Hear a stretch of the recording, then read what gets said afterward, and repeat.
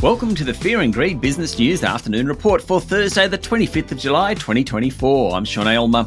Every afternoon, we've got the 5 stories that happened today that you need to know about. Story number 1, the S&P ASX 200 closed down 1.3% today to 7,861 points, with a sell-off in tech stocks and commodity-based companies leading 3/4 of the index lower.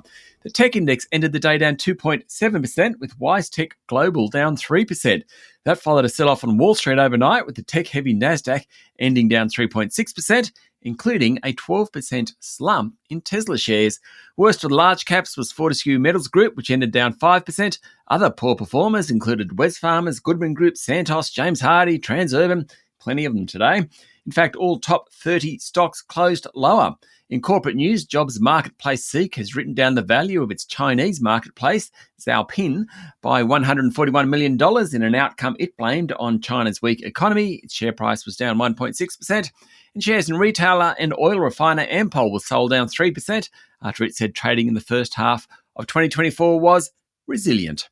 Story number 2, rising costs of mining iron ore in Western Australia is hurting Fortescue Metals Group, with the miner warning costs could be up by 9% in the next year. That was enough to trigger a 5% sell-off in Fortescue's share price, taking the total decline this year to about 30%. The group said export volumes would be higher than last year, but unit costs will still be higher by between 1% and 9%. Fortescue Metals Group has experienced continued pressure on costs, and digging up a tonne of iron ore is now almost 50% more expensive than it was before the COVID-19 pandemic. The strip ratio, which is the amount of waste rock dug up to access saleable iron ore, is also expected to rise. That will add to costs. Analysts expect Fortescue Metals Group to announce an underlying profit of around $9.3 billion next month. Story number 3, Origin Energy will spend another $450 million to expand its battery storage capacity at its Eraring generation site in New South Wales. A second battery at the facility will add longer duration storage, which is increasingly needed as the transition to renewables continues. It will involve a storage system with more than 4 hours of capacity at a maximum output of 240 megawatts, and is due online in the March quarter of 2027. Now, the $600 million first battery installation involves 2 hours of storage. Origin said the size of the second system will make it suitable for absorbing excess solar generation during the day and supplying it through evening peak demand periods. That's one of the big issues for renewables at the moment. Story number 4, Macquarie Group today said fewer big transactions are holding down earnings, sending its share price down 3.6%. Business at its investment banking and financing arm, traditionally one of the strong suits of the group, has been slow, with fewer corporate deals and slower sales of assets. Boss Shamara Wickramanayaka said she remains cautious about the short-term outlook, and the turnaround reported by US investment banks wasn't happening in Australia yet. Macquarie said earnings in the June quarter were flat. The group held its AGM today.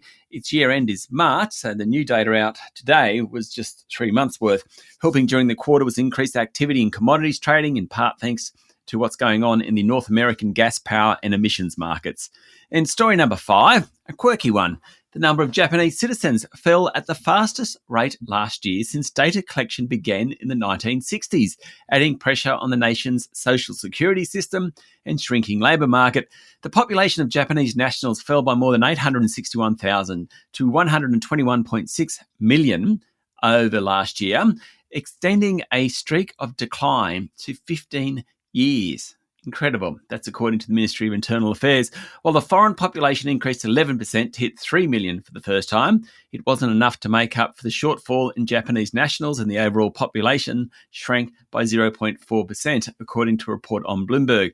The immediate challenge from the falling population is finding a labour force. There are nearly 3 openings for every worker looking for a job in Japan. That's it for the afternoon report for Thursday, the 25th of July, 2024. Michael Thompson and I will be back tomorrow morning with the Friday edition of Fear and Greed Business News. I'm Sean Aylmer. Enjoy your evening.